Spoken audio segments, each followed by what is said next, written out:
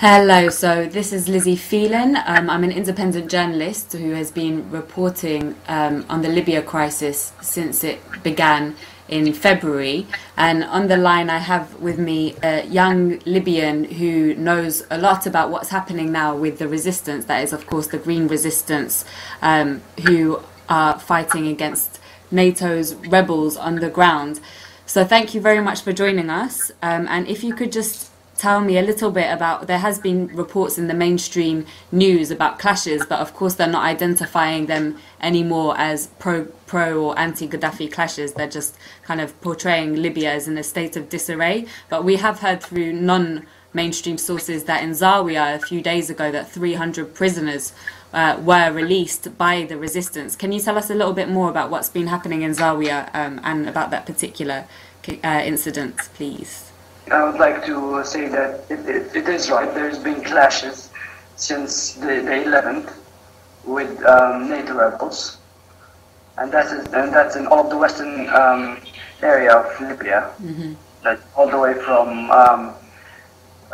Janzur and Tripoli to Zawiya and surrounding areas. But the biggest clashes happened in Zawiya and neighboring areas. The tribes of LIBYA. Basically what happened was on the 11th, the Green Resistance took off from LIBYA area into the 27th Army camp. That's, as many Libyans would know, that the 27 Army camp. Yeah. They have opened a checkpoint over there, putting green flags and pictures of our leader, Gaddafi.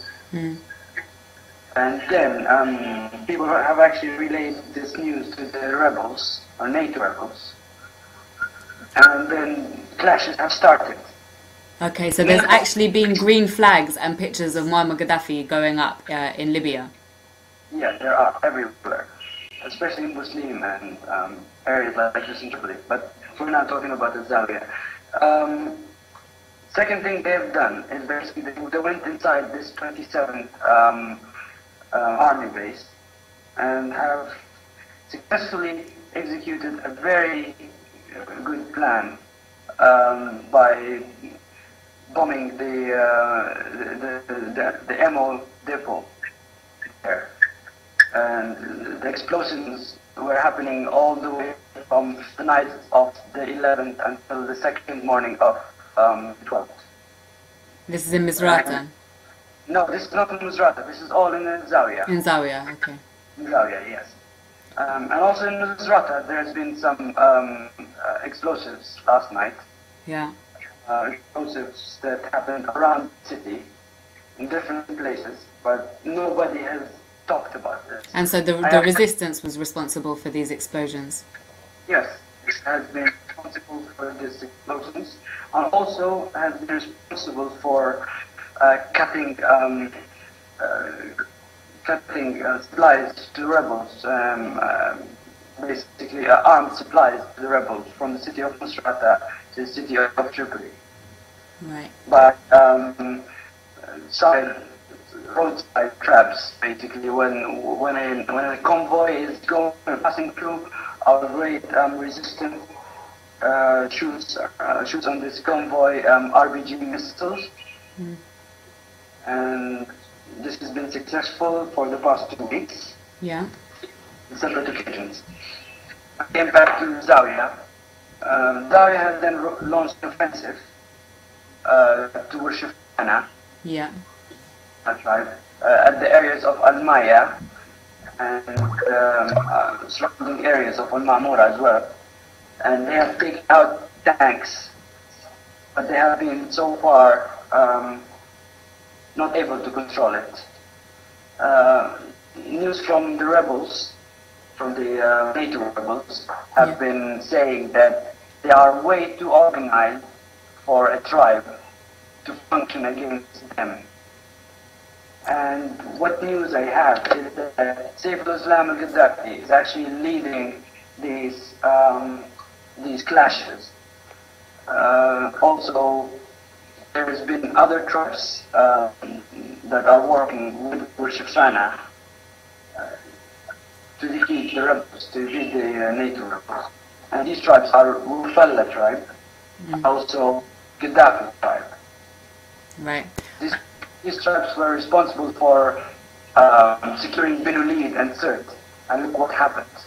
Then around 2 months to go into both cities. Yeah, of course. Everybody was really amazed by the resistance in both areas. So we have very little time left. I just have a couple more questions left for you. The first is, what do you think that these incidents over the past few days show about the resistance and the kind of state that it's in? If you could answer that first of all. Sure. This means that the war is not over yet. It's just one of the battles of the war. The war has just started right now. It's guerrilla warfare, and a lot of people from the resistance are very motivated, especially after our beloved leader has murdered. People are more are stronger emotionally right now to fight than any time before, and it's a Bedouin thing really. The Bedouins don't take any condolence until they have killed whoever killed their children or their family. You know, that's what's happening right now. Okay, and then finally, of course, and if you want to add anything else, please feel free. But finally, there's been some. I'm going off topic a little bit, but there's been quite a lot of discussion about the so-called Arab Spring and the uprisings in Tunisia and Egypt. And I just want to know from you and also from Libyans like yourself, to what extent you think that the West was involved in those uprisings so that they could essentially be cover for the invasion, the Western invasion that subsequently took place inside Libya.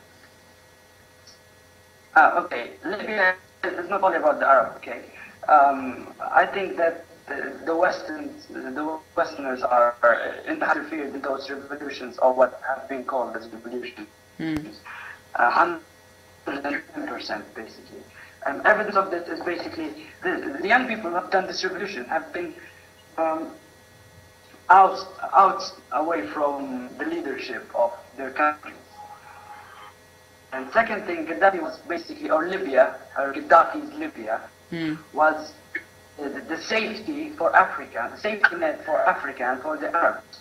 Right now, Egypt are very threatened because the Americans and NATO are trying to open an army base there. Right? So now really Israel could do whatever it wants to the Arabs, and nobody could do anything about it. Capitalism would be all over the place, imperialist, and nobody will fight it. But I have very good news for you, that we are all Muammar Gaddafi. All of the Libyan resistance, every single one of them are Muammar Gaddafi. And we are not going to allow this to happen. Well, this is really interesting stuff, and thank you so much. You know, it's very rare that we get to hear voices like yourselves, because obviously it's a very dangerous time, and very difficult to get information about what is happening on the other side, of which is completely absent, of course, from the mainstream. So thank you very much for your time, and we wish you all the very best, and we hope to speak to you soon. Thank you. Same here. Thank you.